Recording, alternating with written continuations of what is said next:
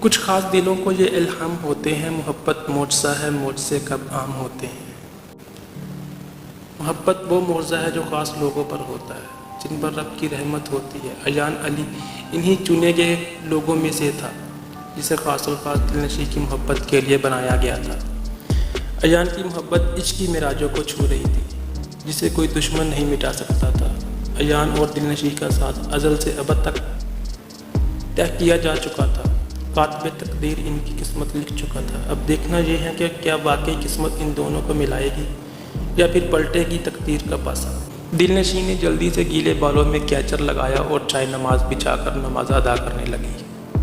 Ayan fresh ہو کر باہر آیا تو دلنشیں سلام پھیر رہی تھی۔ ایان ڈریسنگ کے آگے کھڑا بال بنانے لگا۔ دلنشیں دعا مانگ کر تقریباً 15 منٹ میں فارغ ہوئی۔ ایان لیپ ٹاپ پر کوئی کام کر رہا تھا، گاہے بگاہے ایک نظر دلنشیں پر بھی ڈال لیتا جو ایسے شو کر رہی تھی جیسے ایان روم میں ہی نہ ہو۔ دلنشیں نے سوئی ہوئی ہنا کو اپنے قریب کیا اور آنکھوں پر بازو رکھے سونے لگی۔ ایان کو اندازہ ہو گیا تھا کہ ماحول بہت گرم ہے، اب بچنے کے لیے کیا کرے۔ ایان نے کھینچ کر اس کا نام ادا کیا۔ دلنشیں نے نو لفٹ کا بورڈ لگائے رکھا۔ ایان نے لیپ ٹاپ بند کیا اور ہنا کو اٹھا کر بیبی کارٹ میں ڈالا۔ دلنشیں نے تب بھی کوئی رسپانس نہ دیا۔ ایان دلنشیں کے قریب لیٹا اور کھینچ کر اسے اپنے حصار میں لیا۔ دلنشیں اپنے ایان سے اتنا ناراض ہے کہ اس کی طرف دیکھ بھی نہیں رہی۔ شاید تم ٹھیک ہی کہہ رہی ہو، میرے ساتھ ہونا بھی ایسے چاہیے۔ دلنشیں تمہیں پتہ ہے آج راستے میں میرا ایکسیڈنٹ ہوتے ہوتے بچا، شاید تمہاری دعاؤں کا ہی اثر۔ دلنشیں نے جھٹ سے سر اٹھا کر پریشانی سے ایان کی طرف دیکھا۔ ایانی کیا ہوا؟ آپ کو کہیں لگی تو نہیں؟ میری جان، آپ کا دھیان کہاں تھا؟ آپ ہی گاڑی سپیڈ میں چلا رہے ہوں گے، چوٹ لگی ہے مجھے بتاؤ، میں بابا صاحب کو بلا کر لاتا۔ دلنشیں ایک سانس میں بولتی گئی۔ کہاں کی ناراضگی، کیسی ناراضگی؟ ایان کی تکلیف کا سن کر وہ سب کچھ بھول چکی تھی۔ ایان نے دلنشیں کے لبوں پر اپنی انگلی رکھی اور اس کی پیشانی چومتے ہوئے بولا، خاموش میری دھڑکن، کتنا بولتی ہو تم، مجھے کچھ نہیں ہوا۔ گاڑی کے آگے کتا آ گیا تھا، تبھی اچانک بریک لگانا پڑی جس کی وجہ سے گاڑی درخت سے جا ٹکرائی۔ مجھے یہ خراش بھی نہیں آئی، دیکھو میں بالکل فٹ سا تمہارے سامنے ہوں۔ دلنشیں آنسو آنکھوں میں لیے ایان کو دیکھنے لگی۔ ایان کو اب لگ رہا تھا کہ اسے دلنشیں کو نہیں بتانا چاہیے تھا۔ ایان نے دلنشیں کو سینے سے لگایا اور اسے تسلی دینے لگا۔ وہ اداس لہجے میں بولی، ایان میری جان، مجھے کبھی چھوڑ کر مت جائیے گا، میں آپ کے بغیر ایک پل نہیں گزار سکتی۔ ایان جب آپ آفس جاتے ہیں تو میں سارا دن آپ کا انتظار کرتی ہوں، آپ کے لیے دعائیں کرتی رہتی ہوں، اللہ پاک میرے ایان کو ہمیشہ اپنی حفاظت میں رکھنا۔ ایان مجھے کبھی مت چھوڑنا، مجھے آپ سے جدا صرف موت کرے گی۔ دلنشیں ہچکیاں لیتی روتی ہوئی بول رہی تھی۔ ایان تو دلنشیں کے اظہار پر ساکت سا اپنی بڑھتی ہوئی دھڑکنیں سن رہا تھا جو دلنشیں کے طلسماتی لب و لہجے کے ساتھ ساتھ بڑھتی جا رہی تھی۔ آج ایان کا دل چاہا کہ ساری کائنات کی خوشیاں اپنی دلنشیں کے قدموں میں رکھ دے۔ اتنے خوبصورت اظہار پر اس کی دھڑکنوں کا رقص الگ ہی تال پر تھا، جیسے اس وقت وہ اس دنیا میں ہی نہ ہو، ایک الگ ہی دنیا جہاں چاروں طرف محبت کی دنیا رقص کر رہی تھی۔ محبت کے تال پر وہ دو دیوانے اپنی منزل کی طرف رواں دواں تھے۔ سب کچھ ہونے کے باوجود انہیں کسی چیز کی موجودگی محسوس ہی نہیں ہو رہی تھی، صرف اپنی سانسوں کی خوشبو سے ایک دوسرے کو معطر کر رہے تھے۔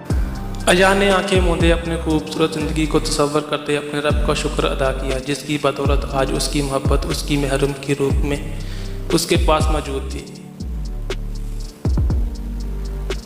ایان نے دلنشیں کا چہرہ ٹھوڑی سے تھام کر اونچا کیا اور اس کی آنکھوں میں دیکھنے لگا جو رونے کی وجہ سے سرخ ہو رہی تھی۔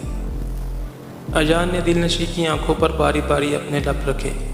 دلنشیں نے آنکھیں موندے ایان کے لمس کو خود روح میں اترتا محسوس کیا۔ پورے روم میں صرف ان دونوں کی سانسوں کی آواز گونج رہی تھی۔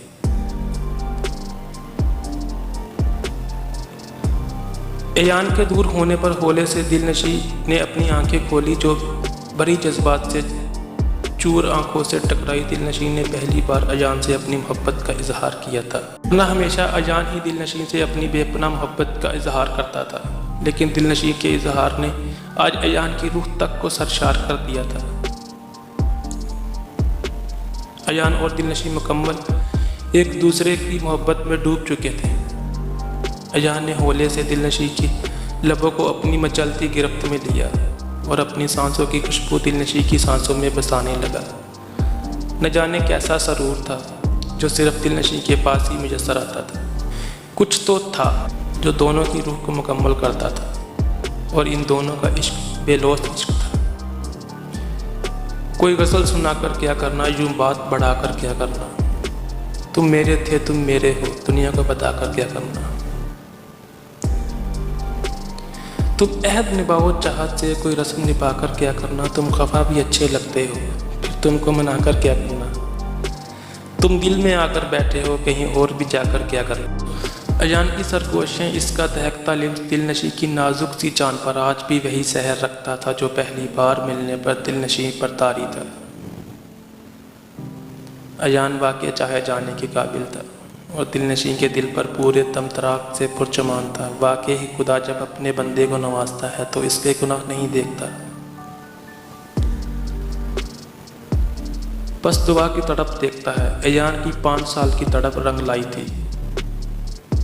इसे इसकी मोहब्बत मिल चुकी थी। क्या खूब किसी ने कहा है, जब कोई किसी को शिद्दत से चाहता है तो कायनात का रेज़ा रेज़ा इसको मिलवाने की कोशिश करता है।